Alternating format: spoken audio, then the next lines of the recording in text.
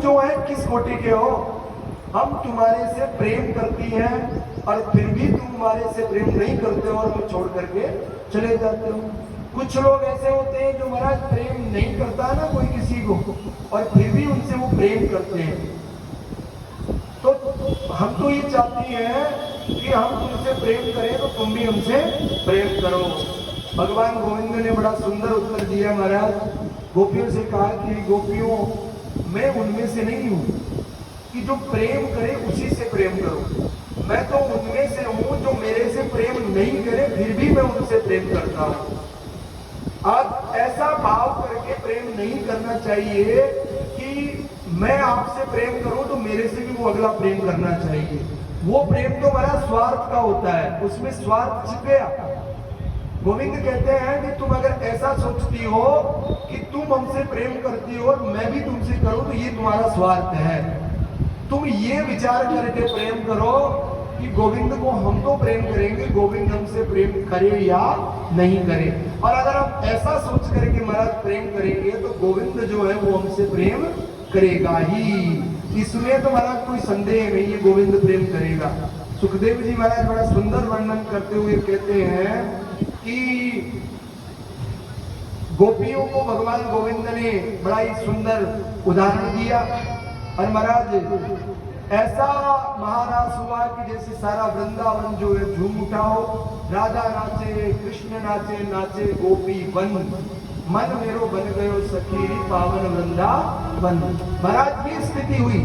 सुखदेव जी कहते हैं उस महाराज को परीक्षित अभी भी अपने हृदय में धारण करके, नेत्र बंद करके और विचार करके देख ले कि ऐसा अवसर तुम्हारे सामने दोबारा नहीं आएगा। और महाराज जब गोपियां नाचती हुई कोई गोपी थक जाती है तो भगवान गोविंद जो हैं वो महाराज उस गोपी के चरण दबाने लगते हैं।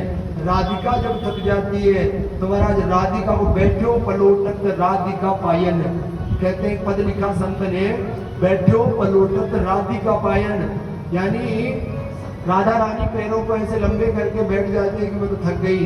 तो गोविंद वहां आते हैं और आकर के राधा रानी के पांव दबाते हैं। और महाराज उधर जितनी गोपियां नाच रही है उन सबके साथ में भी गोविंद नृत्य करते हुए नजर आते हैं। ऐसी विचित्र स्थिति है कन्हैया की महाराज वहां पर, इतनी विचित्र स्थिति में कन्हैया।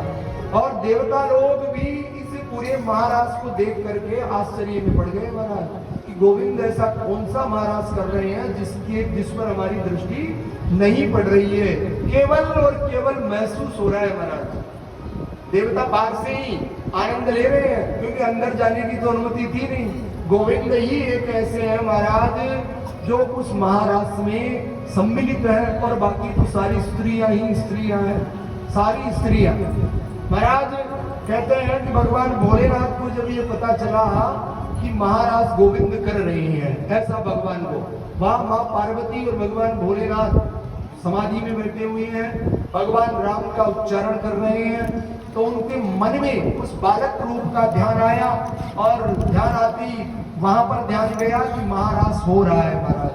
महाराज में जब उस लीला का अपने मन में अद्भुत दर्शन करते हुए भगवान भोलेनाथ ने मां पार्वती से कहा कि पार्वती मैं गोविंद के उस महाराज में जाने की तैयारी करता हूँ, वहां जाकर के आऊंगा। पार्वती ने कहा, पहले तो मना किया कि वहां पर तो केवल और केवल स्त्रियां हैं। अब महाराज कभी भजन गाते हैं भजन तो उसमें पार्वती लक्ष्मी सारी चली गई, महाराज में कोई नहीं गया था महाराज। केवल ब्रज की 84 कोस में जो ब्रज फैला हुआ है वहां की गोपियां और केवल भगवान गोविंद कर रहे थे। पार्वती मां तो कैलाश में बैठी है, गोविंद जो शिव जी हैं वो अनुमति मांग रहे हैं। बोले कि हमें स्त्रियों को अनुमति नहीं है वहां जाने की। तो बोले बाबा आप वहां कैसे जाओगे?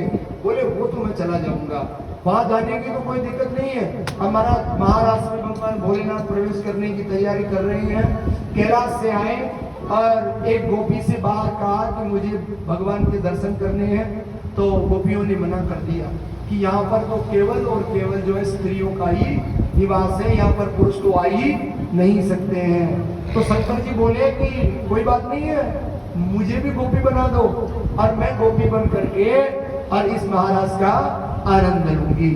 अब महाराज देखिए किस प्रकार से भगवान ने आनंद लिया एक भजन के माध्यम से। देखिए भजन ज्यादा नहीं गाने चाहिए, लेकिन ये जरूरी है भजन, इसलिए एक भजन का आनंद लें, उसके बाद में कथा पुनः। वो एक दिन वो भोले भंडारी,